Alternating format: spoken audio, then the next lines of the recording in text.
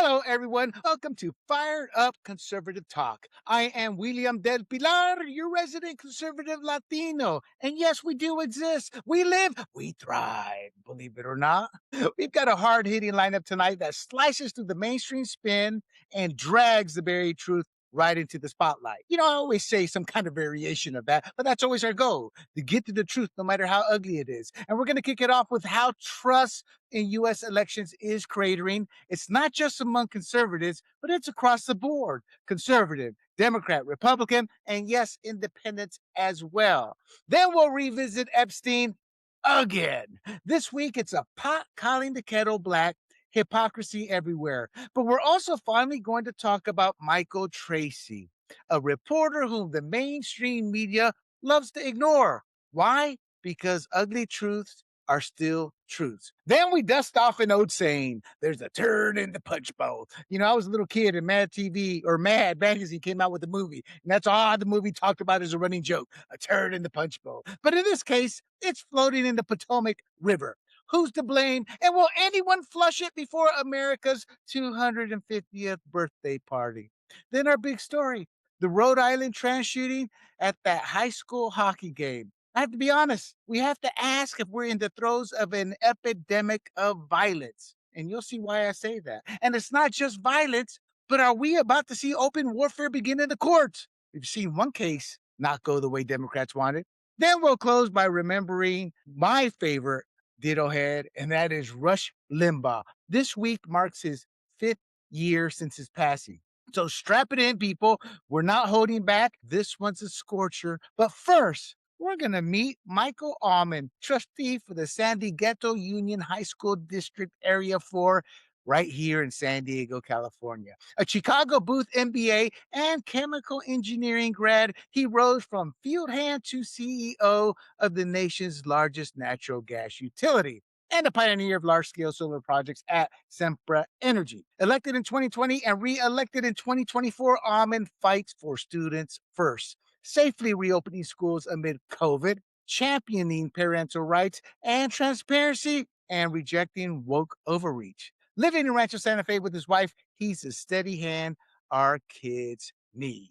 And with that, let's bring in our regular panelist, the G-Man, and our guest, Michael. For those of you wondering, the beautiful Miss Annette Ross is in transit to the East Coast, so she will not be joining us this week.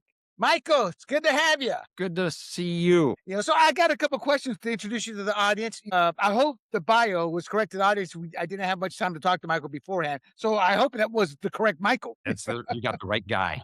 There you go. So tell us a little bit about the reopening of the schools amid COVID lockdowns. That must not have been popular in this neck of the woods. Boy, it wasn't. That was a major fight. As we know, boy, it seems like so long ago now, but boy, at the time, it was just crazy. We knew very early on that COVID didn't affect kids very much. You could catch it and be done with it. It wasn't lethal, but they shut down the schools nonetheless. And boy, it's still, here we are several years on. And I was just looking at the statistics just the other week about how well students are doing today.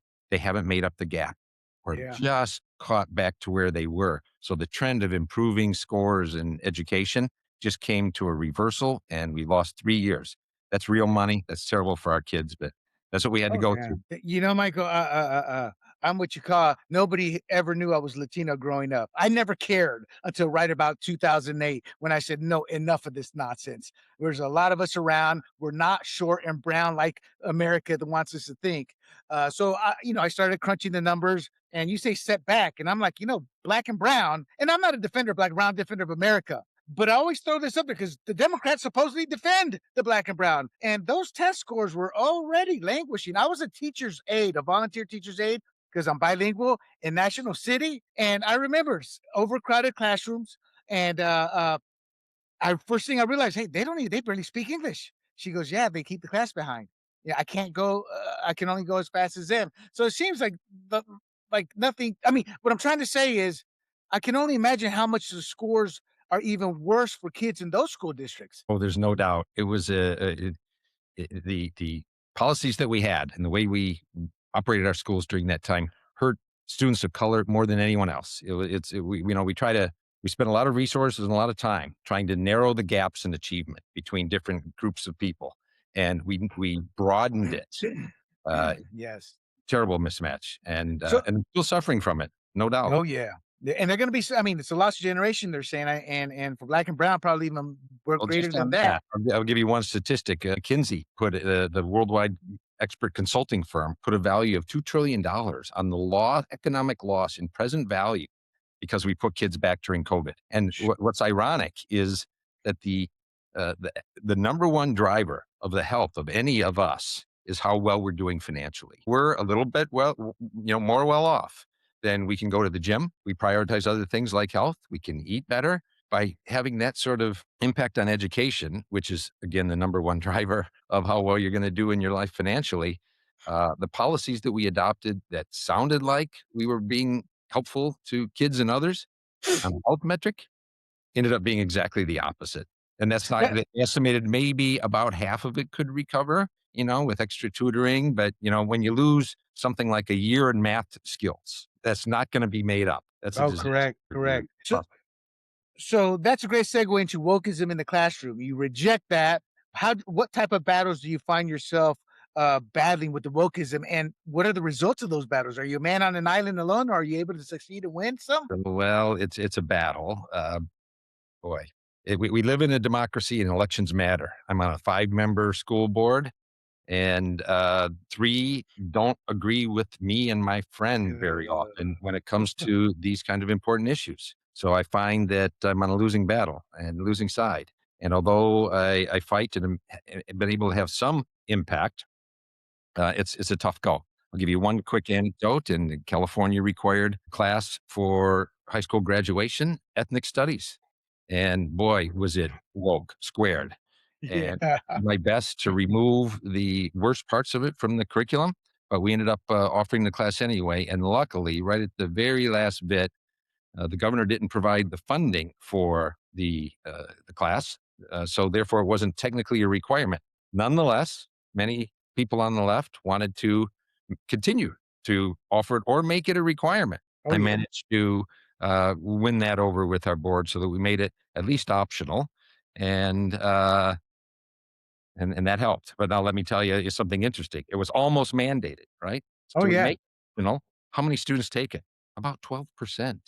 That was an Oh eye-opening wow. for me that when you let people choose and they choose no, I think that says something. I think AOC must have taken it, because that woman who has the last name Cortez doesn't realize it was Cortez who introduced the horses to Central and South America. Yeah, I will defend her on this. As a Latino, when I think of Panama, which is north of the equator, I just think of on equator. Yeah, that's equator, So I'll defend on that. But come on, this revisionist history. Now, so the final question, Michael, for you is, and one of the topics is going to be the transgender shooting. But you stated one of your battles is defending biological reality in the trans student debates. Can you let us know a little bit more in depth of what you mean by that? Well, listen, first and foremost, every person deserves utmost respect and the ability to live life to their fullest, and I completely respect that. Having said that, you think that some basic items, like how we define male and female, should be pretty well understood at this point. So I rely on the biology. You're a male and you're a male. If you call yourself a female or a woman, doesn't make you. And you might want to present that way. Hey, all the power to you. But Exactly. when you wear what you want, right? I'm a bit more on the libertarian side of the spectrum, perhaps. Don't bother me, I won't bother you, kind of thing, right? If there's no externalities we need to worry about. But when it comes to saying some of the things that we're teaching our kids in our curriculum, that is ignoring 5th grade biology sort of things, it's pretty frustrating, and it doesn't help that our state government encourages really a bastardization of the language. And that's Oh one yeah. frustrations is using terms that, just defining what it means to be a woman. So it's been a battle. And look, what's happened with all these shootings is a tragedy. One of the things I find interesting is the way the mainstream media reports it. Oh God, yeah. In one of these terrible shootings, said that the person who did the shooting went by 2 names. That was all they said. They went Oh yeah, yeah. and say they were born Robert and now, prefer to be known as Roberta, and apparently went through the entire transition. Um, just that, as if there's something to hide. Well, they are trying to hide it. We've had 6, 7 shootings since 2018, none before. But all right. So let's get going on our show. But before that, maybe you need to talk to G. He told me he was going to identify as a Black Ethiopian for the reparations they're giving out in San Francisco. Anything for the free money. Yeah. And I say that jokingly, but you know good and well that's going to go to court. Somebody's going to identify as something they're not to collect a financial benefit down the road. And Michael, we are in such a crazy world, like you just pointed out. They wouldn't even name the guy. Who knows what these judges or courts? I mean, we're seeing cases thrown out that Trump's DOJ is trying to bring with legitimate charges on people that the grand jury, they're so woke they they don't want to they don't want to follow the law. I've You been know, following so that a lot, William, and it's one of my interests is watching all these court cases unfold. And it's a slow process, but I do have faith that as it kind of works its way up the system, it's slow. But we've had some good appellate judge rulings, and the Supreme Court has straightened a lot of these district judges up who have really ignored the Constitution and look for reasons to rule the way they think it should be rather than the way it is. right. And I'm gonna ask you one more question since we kind of went down a little bit of a mini rabbit hole. I wish I was as optimistic as you, and not only because I think Trump is an outlier. I think if we had like a Jeb Bush and those type of person who was his president, they wouldn't even be pursuing. They'd be trying to negotiate a middle ground for all this. So my fear is, if we don't win the 2028, the Trump era of acolytes will be over. But if Trump does well with the economies, I think he will. We should get another 4 years with either Rubio or Vance or one of those types.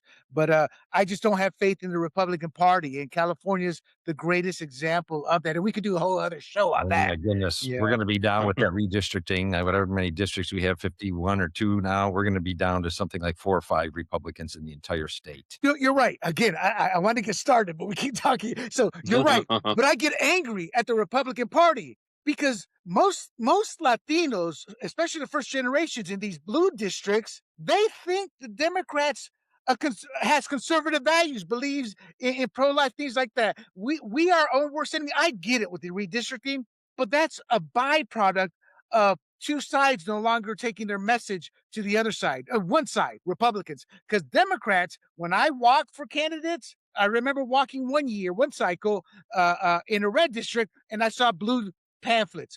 They were walking in the red districts. And when I asked the chairperson at the time, I go, why don't we walk in blue districts? Well, that's not our job as a Republican Party. Our job is to make sure we hit those who are registered. And I'm like, well, we're going to lose because we're outnumbered with registered. It's like we don't fight to win. And if we don't take our message to Latinos, and I have proof of this, when I was in Las Vegas campaigning for Ted Cruz before I became a Trump supporter, I was flipping Rubio. This is for the primary. I was flipping Rubio. No hablo inglés. No te preocupes, señora. Yo hablo español. And they were telling me stuff like, yo no sabía, no sabía. I didn't know. I didn't know. And there was a Christian group back maybe 20 years now. And she moved to South Carolina, but she was very prominent in, she worked with Dran Drescher. I can't remember. Is it your Dran local? Reese. Dran Reese, Yeah. Dran Reese. And they were in Riverside. And it was part, Christian Coalition. And they thought that, and they had Spanish speakers. They thought that their Democrat representative was pro-life, for example, a lot of them, because they didn't speak English, So Dran's group was able to flip voters right then and there, and we don't do enough of that. I mean, every campaign, you are not a true campaign if you don't seek out Spanish speakers, if you're running for any office in San Diego. And I know for a fact, every time I bring that up, well, that's a good idea, William. Like, oh my God, Anyway, see, you got me going, Michael. You got me going here. So many things we could talk about. So many things, so little time. Exactly. So let's hit the first subject. It's an update. Trust in U.S. elections is cratering ahead of the 2026 midterms. People assume there's foreign meddling. They fear that. And the Fulton County probe is finally starting to see some light of the day. So the trust is plunging across party lines. Polling is showing this, and it's amid foreign interference claims and again the criminal probe of the Fulton County 2020 operations. There's a new UC San Diego survey of about 11,400 eligible voters, and it finds that the confidence to the 2026 midterms is dropping 60% down from 77% right after the 2024 election. It's even down, it's 17% more down among Republicans, 13% more among Democrats, and 16% among independents. He's brought it up before that after the Trump got elected, the two cycles, there were claims from Democrats this election was stolen, especially with Bush, and then with Biden losing, some Democrats truly believe, Biden got 85 million votes. They're like, what happened to those 13 million votes? And my take was, yeah, let's investigate because I don't think they existed. So trust is completely down. Roughly 51% of Democrats, 3% of independents say they don't trust the congressional maps to reflect the voters' will. That's actually pretty good for our side, but both sides do it. There's fear of ICE being at polling places, and that's across the racial group. So minorities have started to buy into the fear of ICE.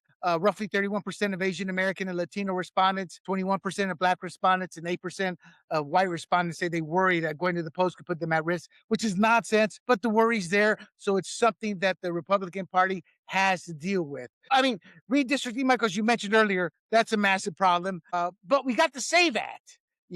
So my first question to you guys, based off everything I've just brought up, is how does the GOP counter the ICE narrative, and can they message that if the SAVE Act passes? I mean, what I'm trying to say is, can they use the SAVE Act? Hey, you don't have to worry about a lot of this stuff if we can get the SAVE Act passed.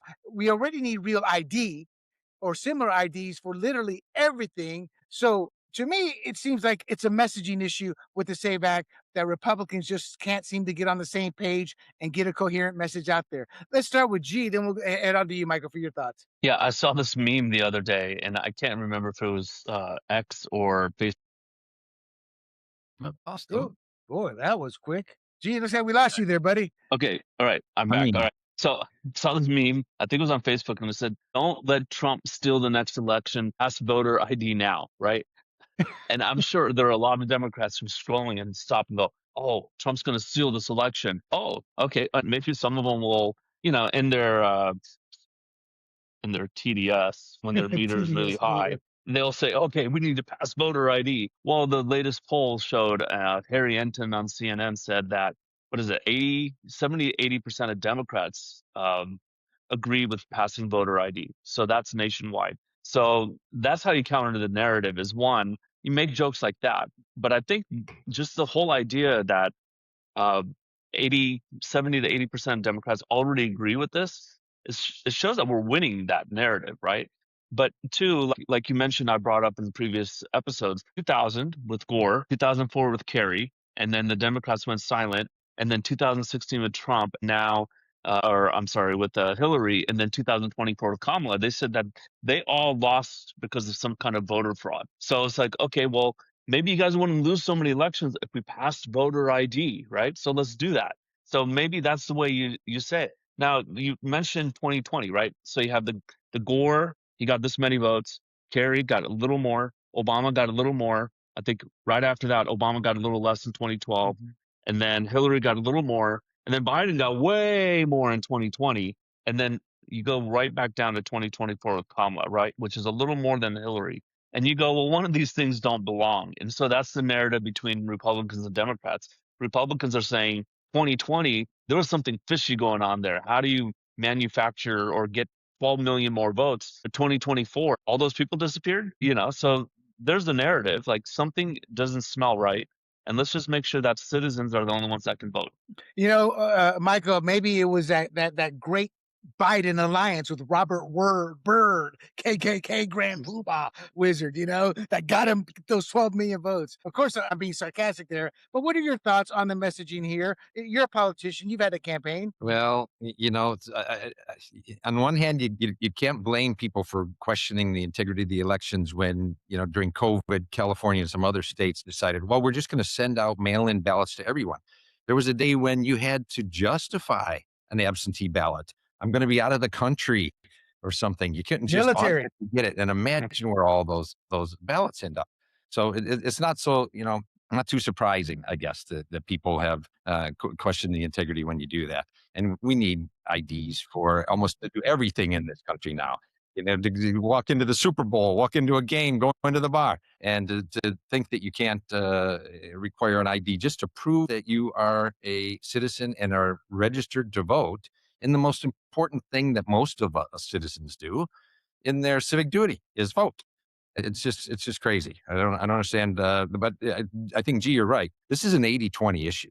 There's a lot in our country that's a 52-48 and a 50-50 issue. This is one that many, many people, 80% or more, think that we ought to require voter ID. Well, and there's further information the feed the messaging. Look, they got the Dominion guy under oath. The Dominion voting system is an executive named Eric Krumer, and he admitted in January 27th in 2026 that voting equipment, education software, and source code were shared with foreign nationals, including Serbians, so they could remotely troubleshoot it in Denver. In 2020, they said, no, that's impossible. There is no way they can have access. So I'm not saying they had access to change votes during the election, but the fact that you had outside forces or somebody from down the road who could hack into it, not to mention on Patrick Bet-David, a very popular podcast, had a Finnish tech come on there live on his show within 10, 15 minutes, hack into one of these.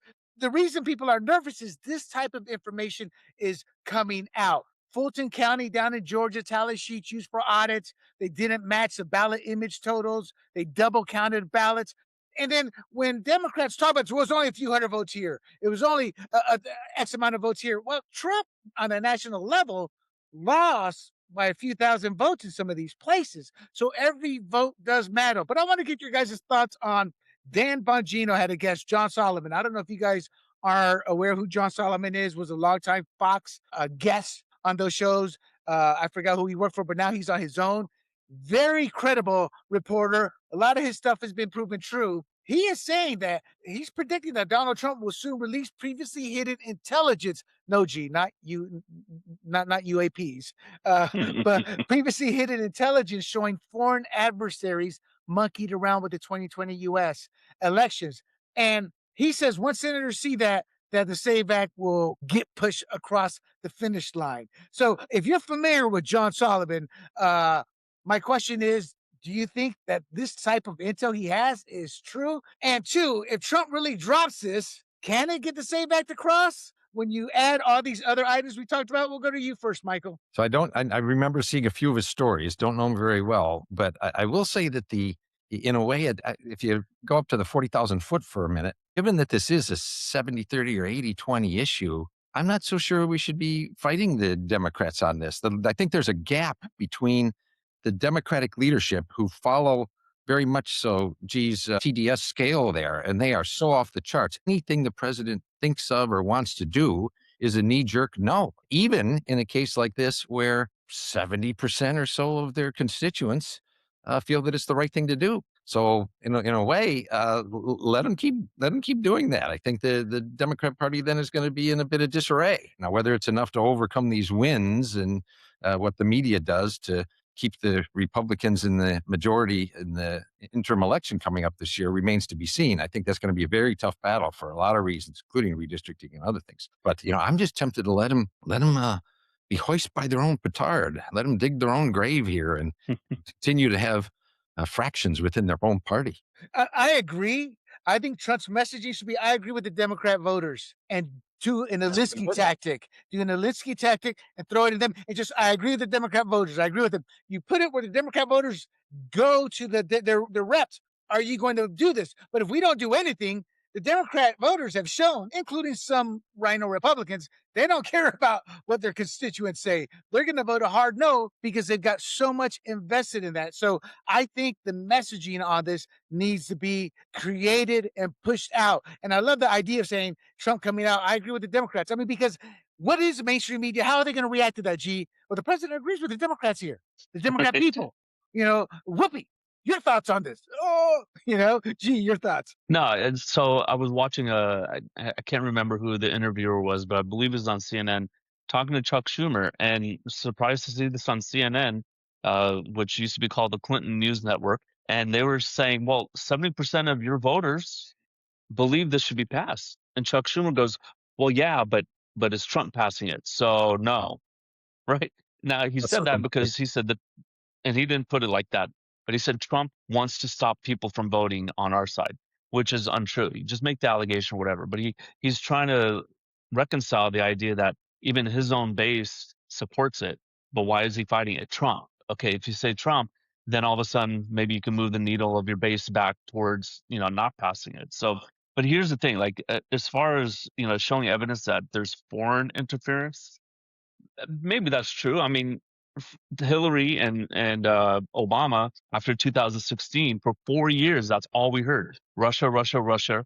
Russia interfered with our election, maybe changed some of the votes or whatnot. But in 2020, that was a different issue. Maybe there was some foreign stuff, but it was a different issue because of the absentee ballot. So let me give an example. So in San Diego County, there's 4 million people. If 1 million get absentee ballots, on election day, 1 million votes come out, then you know that, okay, only 1 million absentee ballots are left to count, right? Because that's what were requested. In 2020, it was different because all 4 million people got absentee ballots. And of course, I'm not counting children or whatever, but that leads to a lot of abuse and fraud. There are just absentee ballots, mail in votes everywhere, right? And if you ever go to apartment complexes, sometimes the mailmen, they just put the mail right on top. They're like, I Yeah. can't stuff any more in this mailbox. Well, if there's a stack of ballots there, like, okay, well, I'm taking this and filling them out for Bob Smith, this Smith. I mean, it's just the system was ripe for abuse. But let's say those votes weren't even turned in. You remember what happened election night 2020. At 11 p.m., all these poll workers in Wisconsin, Michigan, Pennsylvania, Georgia, and Arizona said, finally, let's go home. I'm gonna go sleep. We're like, wait, what?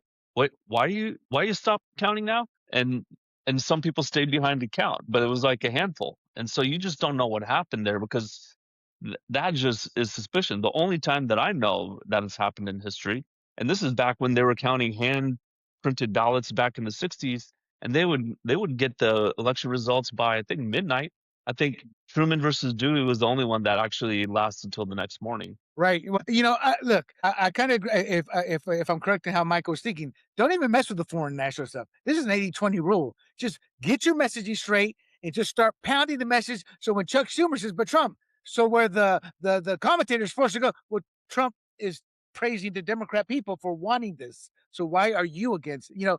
You've got to change. I don't know the word I'm looking for, but you've got to kind of twist it and back in their face. So look, at the end Shape of the the narrative. yes, shift the Shape the narrative. narrative. Yeah. Yeah. So at the end Well, of the day, go ahead, Yeah. I Michael. was going to say that the interesting point to G, your comment, there's some lawsuits that are working their way up. There's a very good argument to be made in our U.S. Constitution. It says there is an election day. Oh yeah, yeah. Counting these ballots, Mhm. they've interpreted that many states now as, as long as it's postmarked by midnight on election day and we get it within a week or something. In my election, after the initial count, I was losing, and it was only the last 4 or 5 days that I caught up. How about if the ballot doesn't arrive on election day, it doesn't get counted? Yeah. Yep. That's something I'll be watching very closely. So Michael, were you giving hey, here's 12 ballots, son, daughter, wife, go on down. We got an Oh, well, election to of course, win. in California, we know ballot harvesting. Yeah. Democrats have that down to a science. Oh my God, don't they? All right, so let's close this out. People, at the end of the day, this isn't about the left versus right. It's about whether the average American believes their vote lands where it's supposed to. You've got collapsing trust, open questions about foreign access to systems, and an active FBI probe into one of the most controversial counties in 2020, Fulton County in Georgia. That's more than enough reason, at least for me, to demand transparency, real audits, and rules everyone can see and understand. Is that too much to ask for? Until that happens, the legitimacy crisis doesn't go away, it deepens because moving forward, no election will be seen as 100% true. All right. Let's talk about Epstein. The Epstein files expose elite entanglements and double standards across politics, media, and tech. So, verified Epstein related records and mainstream reporting now show direct ties or mentions involving the Pritzker family, Sarah Ransom, Elizabeth Stein, names associated with survivors. The UN, Lauren Powell talking about it. Uh, Steve Jobs' wife, not implicated, but the hypocrisy has come out. Whoopi Goldberg and Reid Hoffman are in the files. Two people who are probably on Ozempic as we speak. So, so what I'm highlighting are double standards in how elites treat names in the files. First up, Thomas Pritzker's resignation, not JB Pritzker, but Thomas Pritzker. They are a billionaire family. Their cousins resigned from the Hyatt's executive chairman board chair after public reporting on his post 2008. Little gentle reminder, post 2008 is once the public knew who and what Jeffrey Epstein was. He still had relations with Epstein and Maxwell. Then there's Reid Hoffman. If you don't know who Reid Hoffman is, I know you know what LinkedIn is. That's how he became a billionaire. He claimed few interactions. There's logs and meetings. And what makes Reid Hoffman interesting is he is a massive anti-Trump effort. He, for E. Jean Carroll, who I hope the Supreme Court hears that case and completely overturns it, funded that. If I'm correct, he may have funded the woman against Kavanaugh. Don't quote me on that one. But there's logs and reports and documents of multiple meetings post 2008, dinner with Epstein and Bill Gates, and he traveled to Epstein's private island. And yes, I am completely speculating, but man, I look at that guy and I'm like, you just look the part, brother. You know? So the first discussion point here, the Epstein weaponization against Trump seems to be boomeranging, as I predicted, remember a few weeks ago. And Thomas Pritzker's, he's caught in this little ring and bringing his cousin down, JB. Reid Hoffman, as we know, funded the anti-Trump lawfare, the resignation. Pritzker, does that doom JB's potential 2028 run? And does anything happen to Reid Hoffman? I mean, he's a vile human being, but does anything actually happen to him? His name was mentioned. He's one of these behind-the-scenes players. He will start with you. Your take on JB Pritzker's 2028 presidential hopes and what's going to come up if he runs, and then your take on Reid Hoffman. Yeah, I mean, we've seen many candidates in the past, and they have brothers, uncles or whatnot with the issues. I don't think this is going to affect JB, but it will be used in the primaries. I know he's going to run. That's not going to stop him from running. It will be used in the primaries, and I think there will be enough stink for voters to just kind of stay away from him. But look, JB is one of those guys who tries to be like Trump, right? Has that kind of hard edge to him, like Chris Christie does. I don't think that's going to play with the public. Trump gets away with it just because we've known him for 40, 50 years. But JB, like, I didn't know who he was until a couple years ago. So as far as Reid Hoffman, I mean, just you having to explain who he is, it might affect him in his, career or whatnot. But I think beyond that, it's not going to make a splash with the public. It will be more of let's say a splash with, well, if someone wants to hire him as CEO, they'll be like, well, I don't know. There's too many Epstein, too much of the Epstein cloud around you. We don't want to bring that to our corporation. So I think that will affect him, but not in a very big public way. I think, Michael, your thoughts, but let me add this caveat. How can Trump use this? Because he seems to be losing the narrative a little bit in this whole Epstein saga. And part of it's been because of the MAGA influencers clickbaiting. What are your thoughts? Well, I think it's maybe hit a trough and then it's bouncing back. It's like, be careful what you ask for. The Democrats want more and more and more.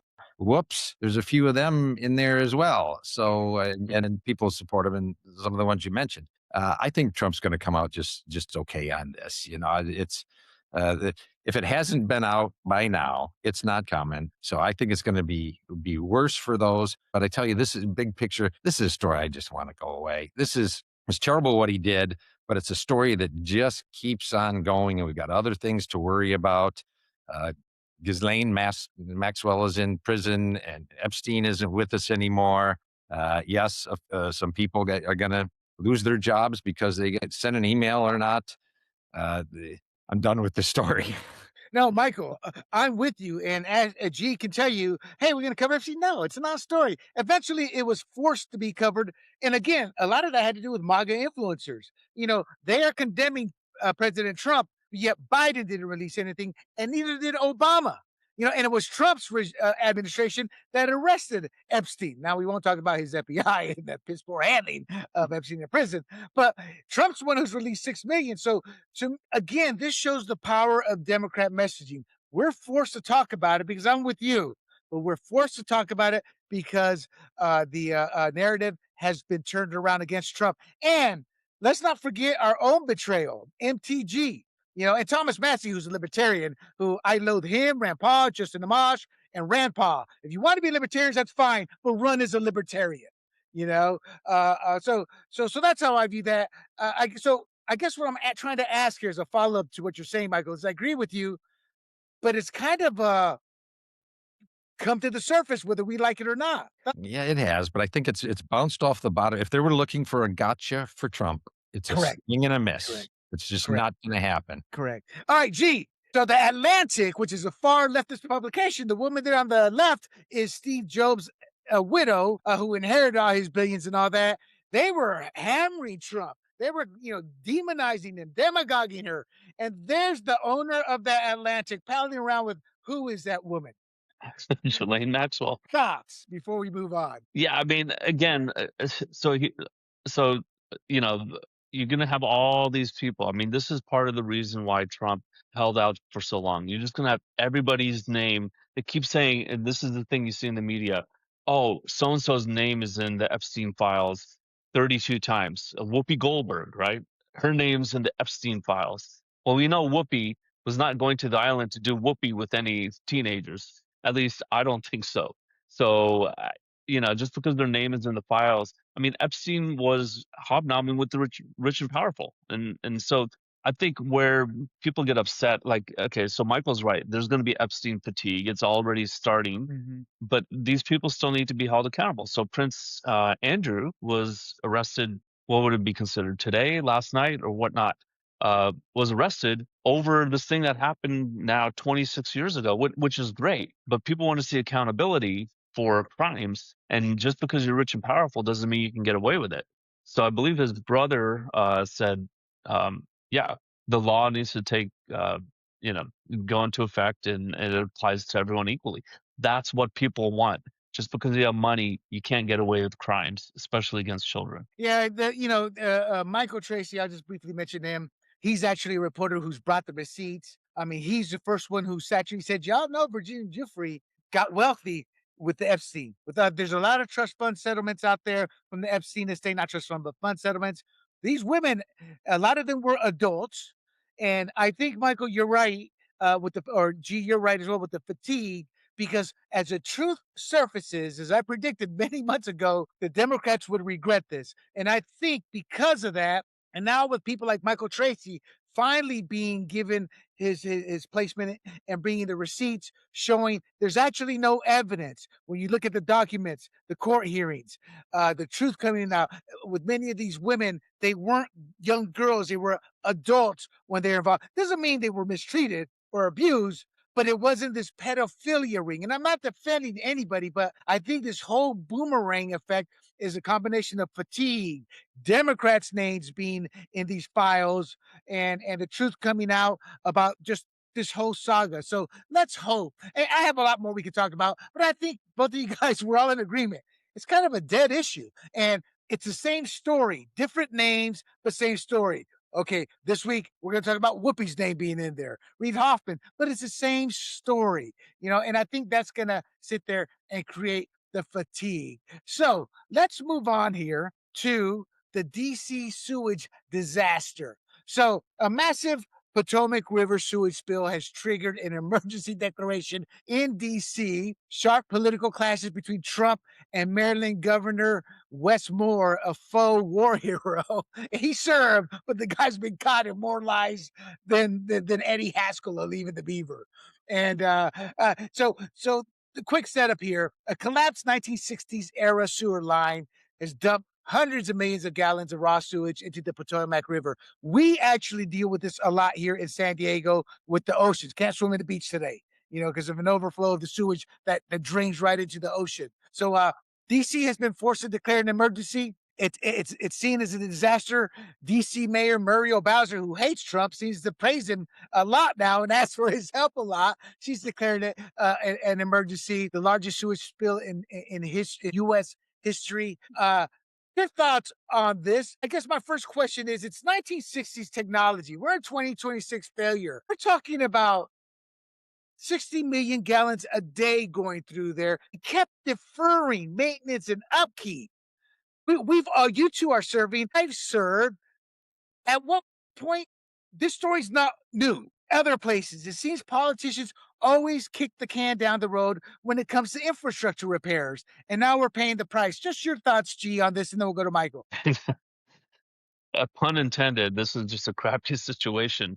I think it's just ridiculous. I mean, if when you think of 19, you got to maintain something built in the 1960s. So in my house, we had cast iron pipes from 1970, and they started getting holes and roots in them, and we started getting backups. So we were just like, bite the bullet, pay 20 grand, let's replace it with ABS, right? So you just know, and our pipes were 10 years newer than this, right? Now, no sewer pipes is more concrete or whatnot, but I think a lot of these blue states, they focus so much on taxation for the sake of income transfer rather than infrastructure and providing public services, right? And not only that, but then they increase pensions to a point where it's unsustainable.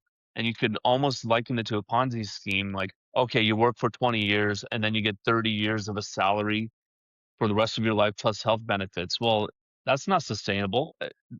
I had it's not any surprise to me that they just said, "Well, we don't have the money for this, but it's okay. It's just concrete. Nothing will happen." Now look, I mean, so we have our own issues in San Diego with sewage, right? It's coming from a third world nation just south of us. Tijuana. And all of our beaches for what is it, like 10, 15 miles are closed down. And I forget what the alert is, but they say don't go in there because you're going to catch E. coli or some other disease.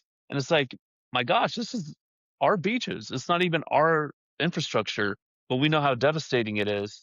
I guess they didn't even maybe even see this as an issue, and then now they're paying the price. All right, Michael, let's switch to Governor Westmoreland. I call him a full hero again. He's been caught with a lot of military I mean, the guy's honestly been caught one lie after another, and he's given a pass for a variety of reasons, but he wants to run for president. He wants to be president. So let's digress just a moment here. This is just another black eye for him. And is he a serious candidate for 2028? He's got a magnetic personality. I'll give him that. I had breakfast with him a few years back, and he's got an attraction that I can appreciate. But to G's point, politicians have a time horizon only through the next election. So when you want to have something done and win the next election, if you have a wealth transfer, some income transfers, if you're taxing and moving money around, building new stuff that people can see, great. This is under the ground. And it doesn't surprise me that it's very easy. Imagine it, and nowadays with all the permitting and the costs of rebuilding in cities, it's going to be a giant expense to rebuild some of this core underground infrastructure. Think natural gas lines, sewage lines, electric infrastructure, things like that. Nearly impossible. So can you imagine a politician saying, "Oh, we're going to spend $1 trillion," and what you're going to have is everything you have today?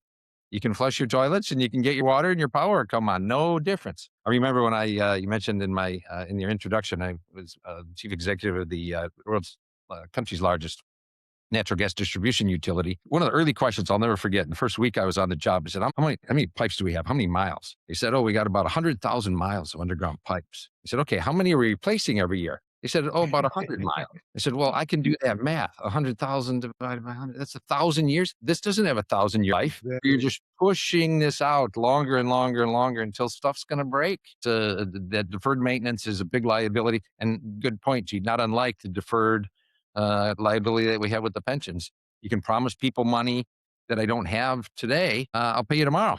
Well, you keep pushing it off and off and off. Eventually, we might have to say we can't keep the promises we made. Right. I think both of you are just talking human nature here. If they don't see it, I can't campaign on it. And let's be honest, politicians aren't like marketing majors working at a corporation who have divisions built to be able to market their message out. So this is human nature. Kick the can. I can't campaign and win brownie points. Maybe if the founding fathers had put in term limits, it'd be a little different. But in Panama, the country where I grew up in, same thing. The Army Corps of Engineers came down to show the Panamanian government and people, this is how you build an infrastructure. We had running water, which was unheard of. And we weren't deemed a third world country, to be quite honest. Noriega took over, didn't do anything for 20 years. I go visit my aunt and uncle. I'm getting up at 5 a.m. with him, driving down to the water plant, buckets of barrels of water. So because we lived on the hill, the infrastructure couldn't pump up the water anymore. So this is not the first and last time it's going to happen. So real quick for the audience, in regards to Westmore, I said Moreland, but it's Westmore, false Bronze Star claims. He later said, oh, just a mistake.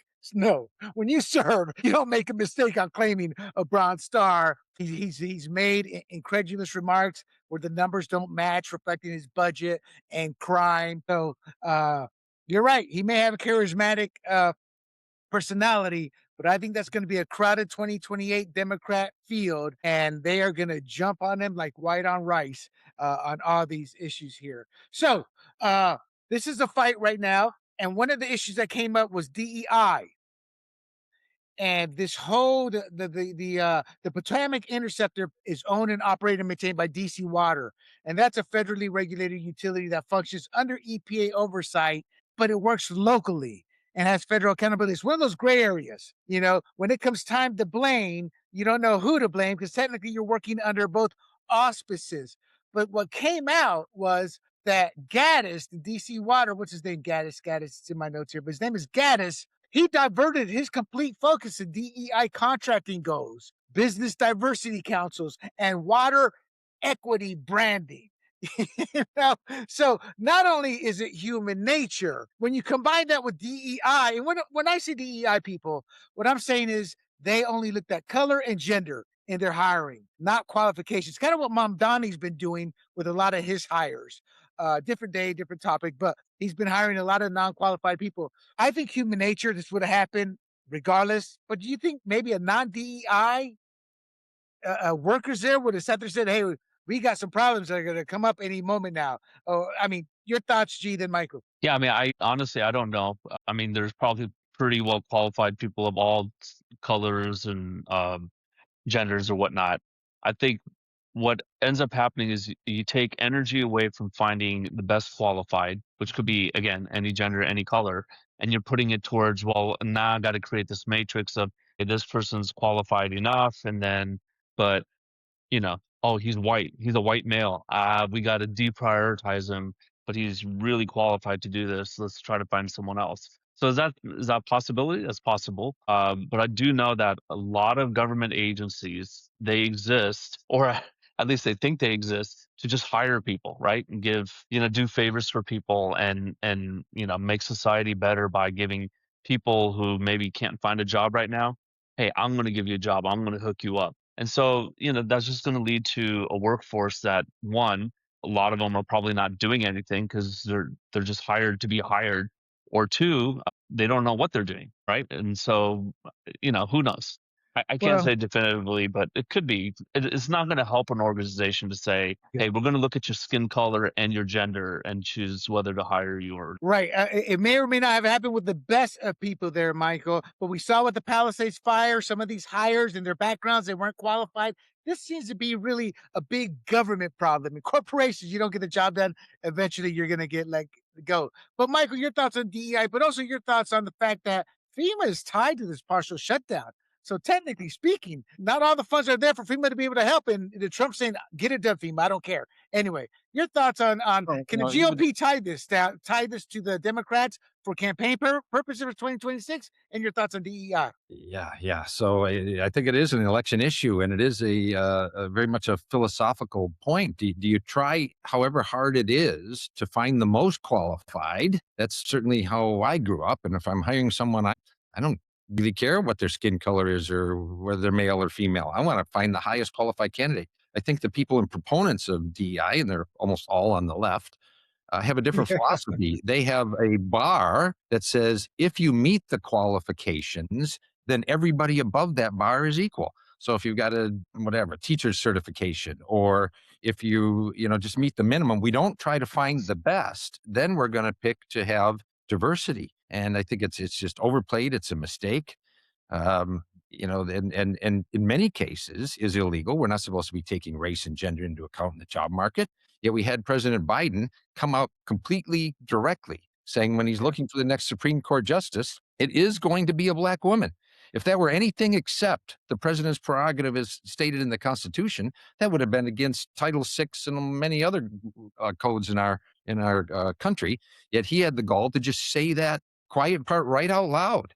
Now, and so their philosophy is, there might be hundreds of potential justices who meet the qualifications, so I can then stop looking for merit because you met the qualifications. Right. We go on other factors. And it's not good for us. We're not going to optimize our society if we do that. So a little bit of a follow-up here. I'm not trying to be sarcastic, but he says she's a DEI hire, Katanya Brown. So why does the left get mad when you bring up the fact that she's a DEI hire?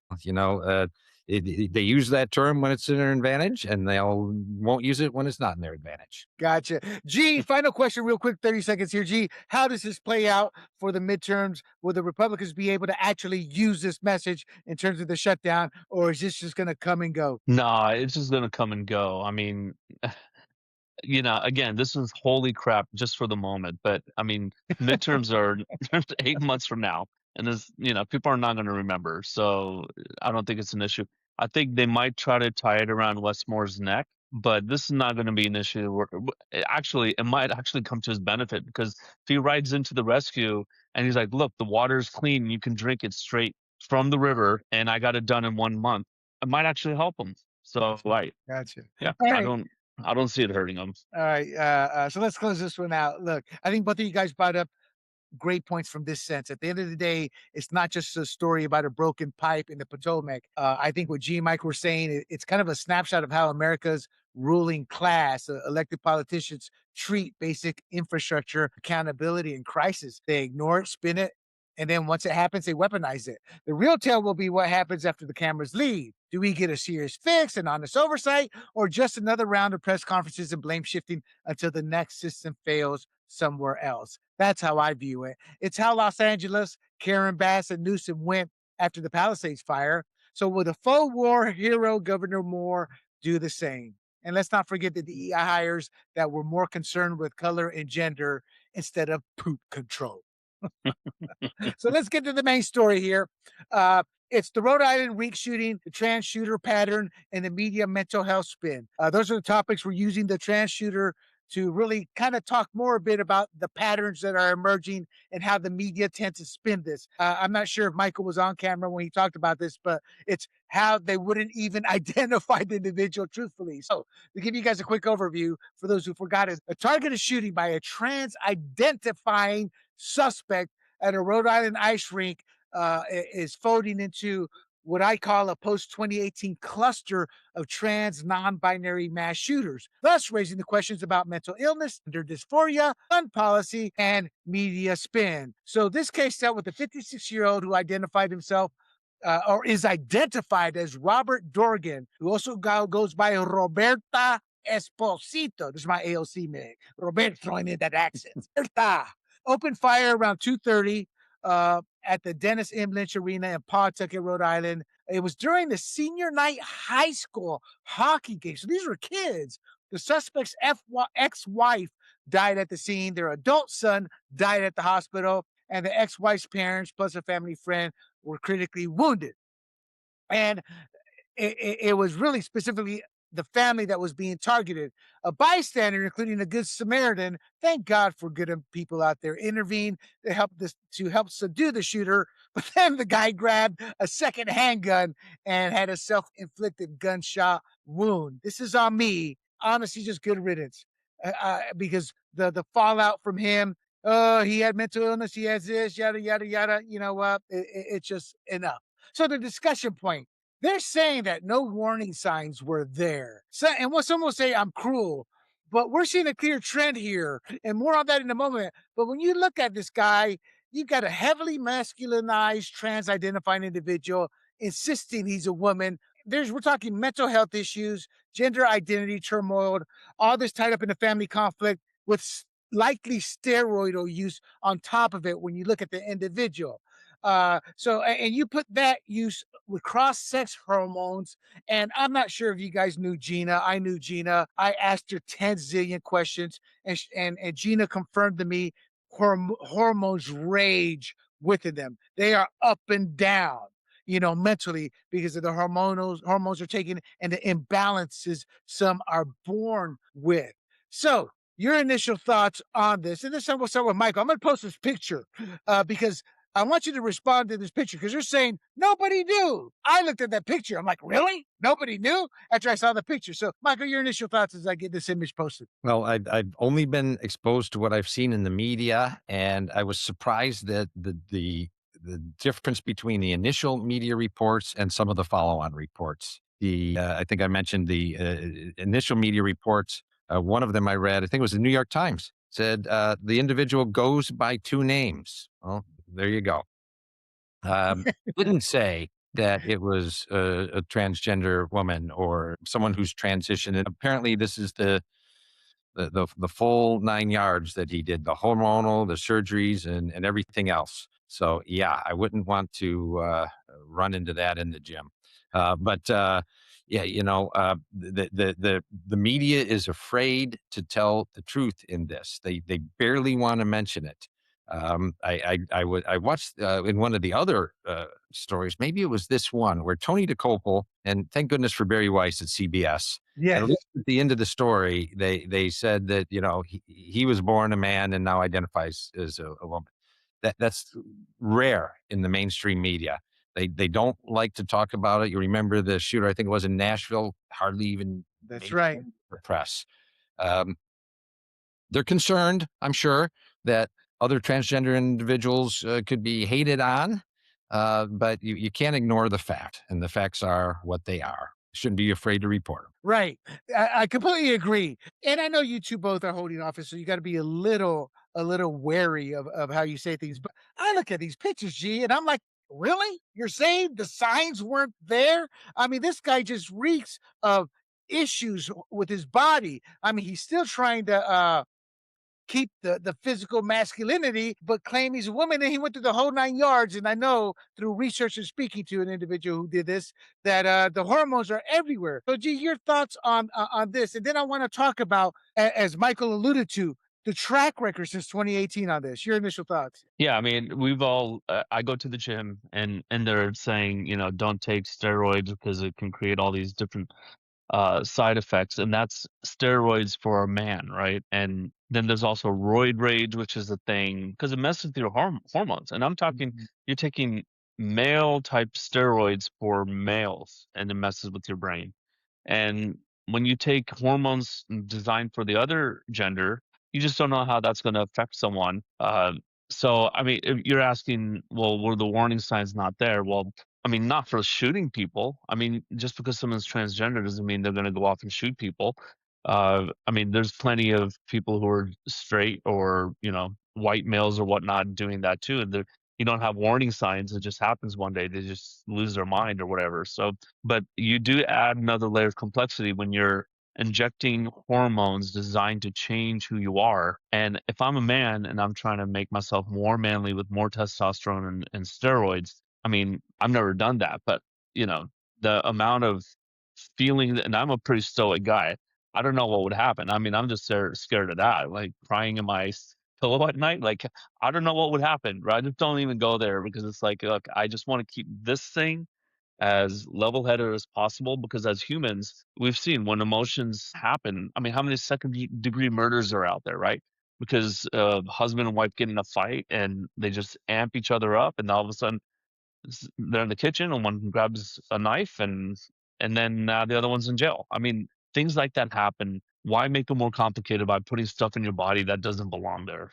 So I'll push back a little bit. General U.S. adult suicide, lifetime suicide attempt rate is 4.6%. Uh, it's 42% amongst transgender adults. Again, maybe having had some deep conversations with Gina, having done some research, to me, the warning signs are clearly there. I look at his physique, look at his lifestyle, look at some of these stats, and to me, that's a no brainer. Again, I tend to be more highly research. I do more research than the average person, but no. So to me, this isn't. This. I wasn't shocked. Michael, going back to you in terms of the corporate legacy and media coverage, and you kind of answered this, but this was a winner for Trump in the 2024, and it dealt mostly with the schools. No girl, girls are for girls sports. But to me, this is one of these 80-20. And I hate to say it, I'm tired of losing. I'm tired of the Republican Party having no spine. I grew up a liberal. I read Alinsky's Tactics. I believed in that.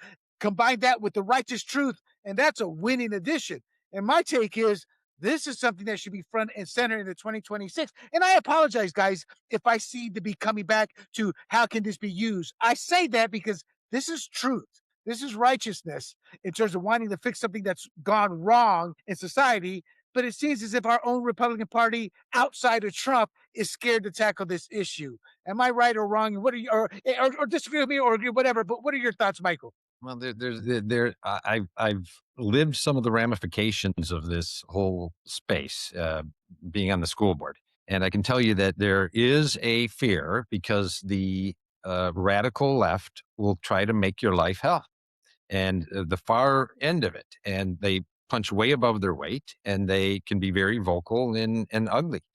Uh, uh, and we live in a culture where even an innocent slip of the tongue can end up getting you canceled and lose your job and everything else. So the underlying, there's no doubt that this is an 80-20 or 90-10 issue. This is an easy one when it comes to things like boys playing in girls' sports. Yet to even broach that topic in polite conversation can get people to just clam up and run away. And we still have on our books in California that you can play, according to the governor of California, at least our legislature, you get to choose which gender sport you're gonna play in. And that's a direct conflict with what our president wants to do.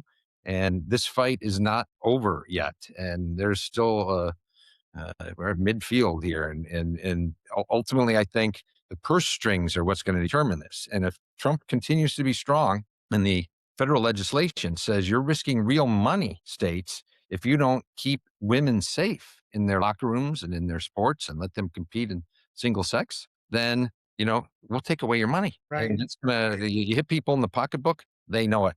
And what's interesting is there's a clear and obvious solution to that issue, and that is have an open category. You can have women, you can have men, and you can have we don't care. Anybody can compete. But you can't really, okay, look, some things we don't need to have a differentiation in, right? I don't think we need to differentiate when we play chess. I don't think we need to differentiate in anything that's not really physical.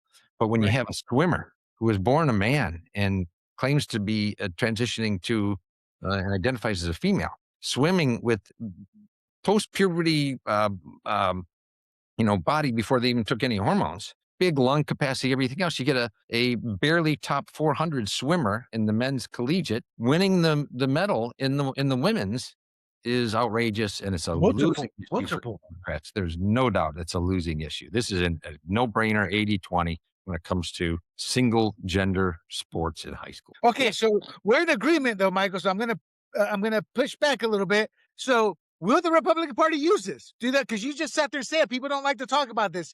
Do we have candidates who, because this is a tough midterms. This midterms could end up with Trump being impeached.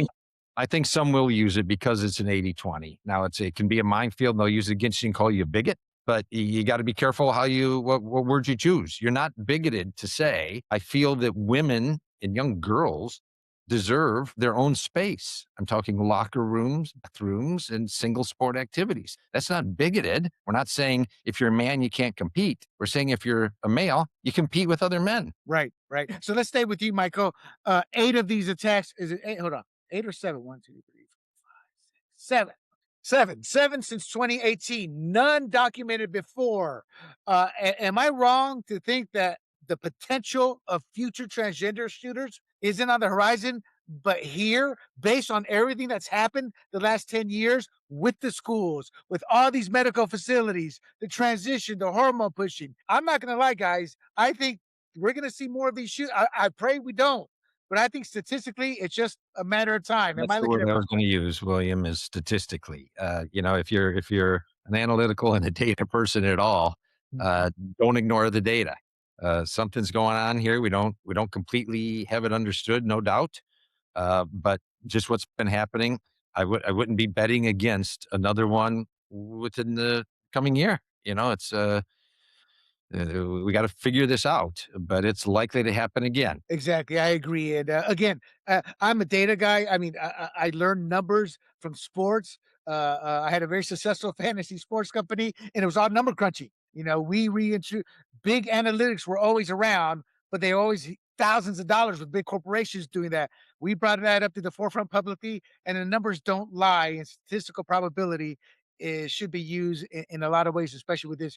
G, your thoughts on the statistical probability of this happening? And then are we also going to see the lawfare begin in the courts with kids who are teenagers becoming adults? I can't have a baby. I can't, I'm firing blanks now. I have a double mistake. It's like my life is ruined. I mean, so twofold question. Then, Mike, I'll get your legal thoughts on it here after G. Yeah, so I'll answer the second question first. I mean, we already talked about the one where the I think she's over 18 now, got the mastectomy when she was 16, Double. and got a settlement for being forced into or talked into it, I should say, by the doctors instead of doctors doing what's really right for the child, right? And they put their own ideology above science. And so that going back to the first thing, so the left likes to call themselves the party of science, right? And they pride themselves in that.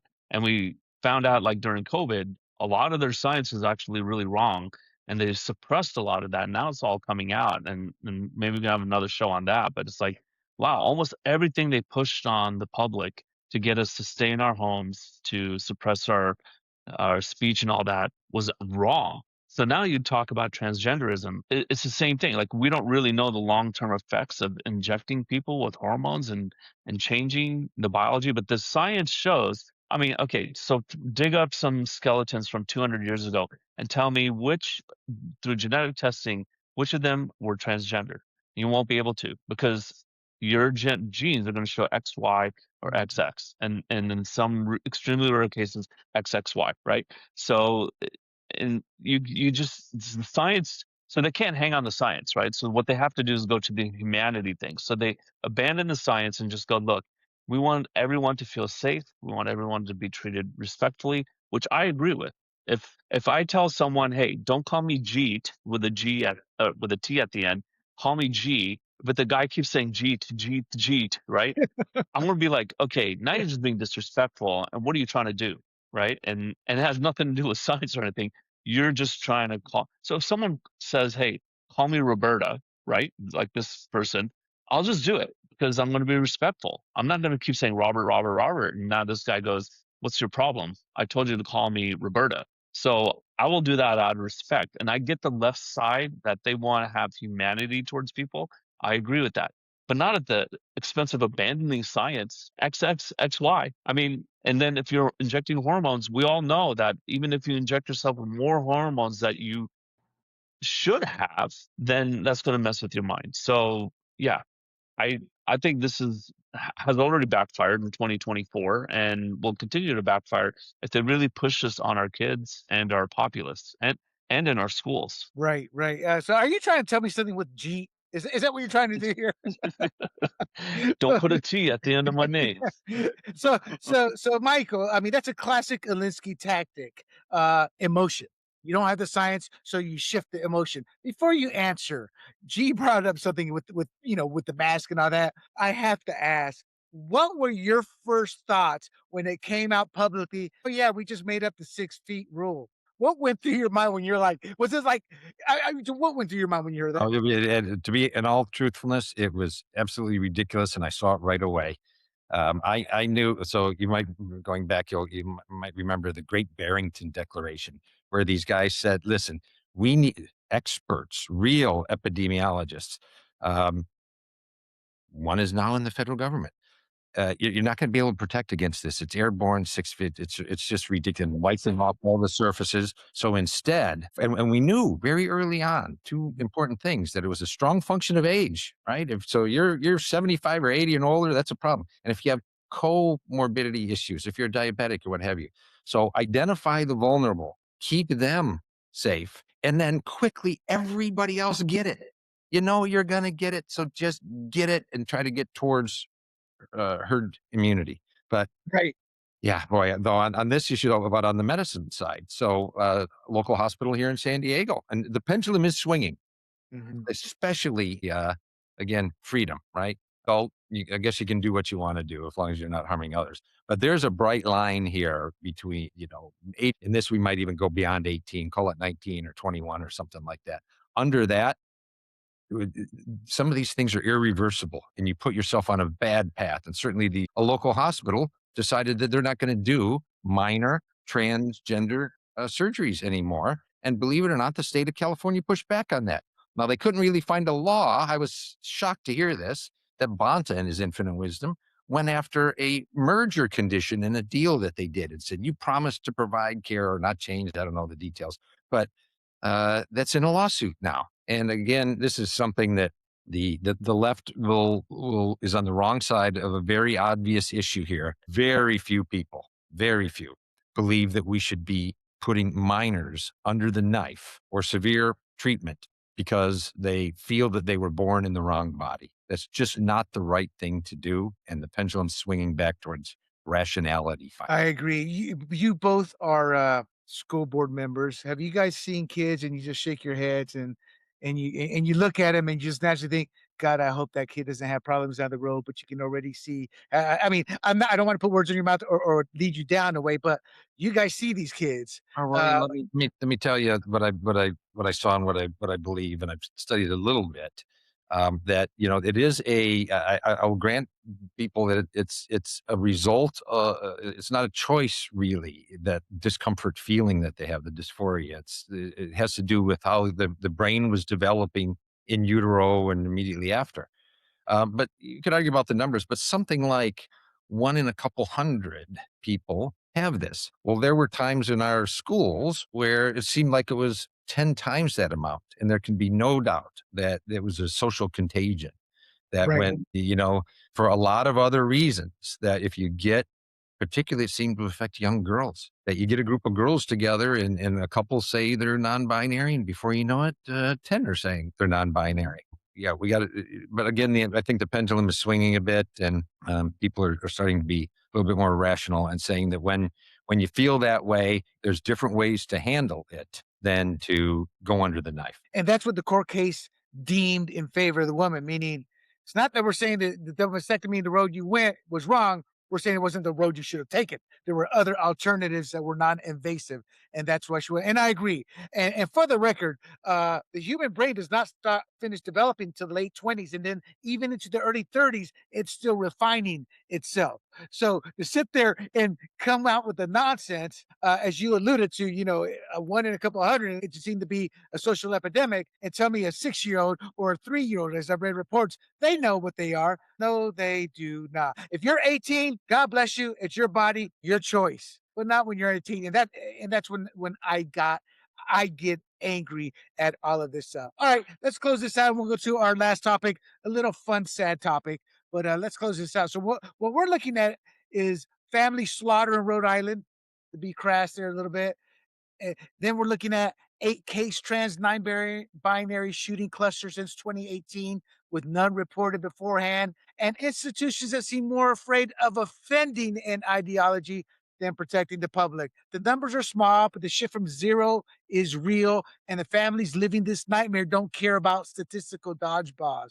The real question isn't whether all trans people are dangerous. They're not, as both the panelists have already stated as well. Again, I personally used to know one who was nonviolent. However, the issue is whether our media and medical class will finally admit when a narrative is failing the very people it claims to protect, along with everyone around them. The pendulum seems to be shifting. Let's hope it continues and this nightmare comes to an end. Gentlemen, real quick, y'all are conservatives. I think y'all have heard of Rush Limbaugh. Am I correct? Anybody? This week Yes. is his this week is the 5th-year anniversary of his passing. Michael, real quick before I get into some specific questions here for you guys, your thoughts on what did he mean to you, and then his passing, and your thoughts in general. A pioneer. We still miss him. He was one of the first that would use media to project the conservative viewpoints. He's had an impact on so many people.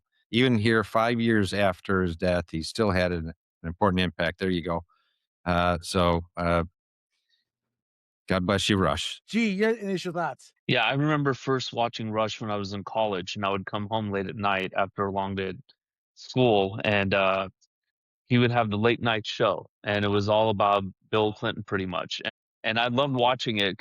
Back then talk shows were not political at all, and Rush Limbaugh wasn't mainstream or anything, but I loved watching it because I just remember vividly this one clip where Bill Clinton was walking to a funeral and he was smiling, and then all of a sudden he spots a camera on him, and all of a sudden he goes pouty and sad just in an instant. And Rush played that over and over and over again that night. And that was my first exposure to him. Once I graduated college, I just listened to him at work all the time. And I just remember every Friday I would hear it's open line Friday. Yeah. And then I'm like, has it already been a week since the last open line Friday? And it was just like years go by, and I would just keep hearing that. And so I miss the guy, listening to him every day, and there's no replacement. Dan Bongino is a close second, and then William Del Pilar is close Yeah, third. right. This is what Rush meant to me. I'd heard he was a racist, he was this or that. And then, at the turn of the century, I saw a change with the media. So I stopped watching MSNBC. I'm like, you guys have gone full blown left. And I saw the pattern. And then for some reason, I just decided to start listening to Rush, despite I was like, let me judge for myself. And Rush never denigrated anyone of color, anyone of color. And then, which was a such contrast to lies. He came out to the lies we heard in the media. And he came out and said, a lot of those quotes, ask him where they got, ask him for the proof. They're just made up. He never denigrated anybody. Listen to Rush was a combination of where I learned a lot of conservative values, topics, and how to present them. And I was entertained at the same time. With Glenn Beck and Mark Levin, I like them both, but I learned a lot, but after a while, they just wore on me. Rush was somebody I went back to every single day, especially when Apple came out with the podcast, no commercials. I signed up for the Rush Limbaugh letter. I supported him. People don't realize that him and his audience raised tens of millions of dollars for childhood leukemia and other diseases. They aided thousands and potentially millions for generations. He responded to calls for help from victims of natural disasters to families of fallen law enforcement officers and military service members. And a lot of the people who got help from him, they later said that he would help them with the one condition: do not tell anybody I've helped you. So this man was everything 180 of what the mainstream media and how they represented him.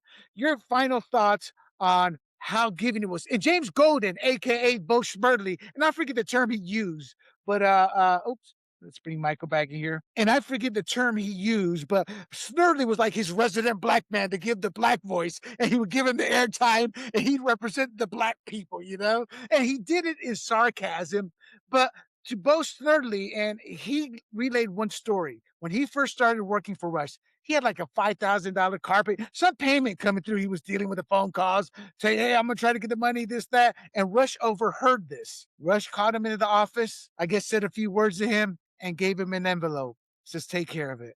And he goes, Rush never asked to be paid back. It wasn't a loan. He did it out of the goodness of his heart. So to me, everything we've said about Rush the Conservative, to me, humanity is represented by his kind acts. G, your final thoughts on Rush and his kind acts before we close the show out, and then we'll go to Michael. No, so he was very bombastic and boastful during his show, but I think most people understood that to be facetious, right?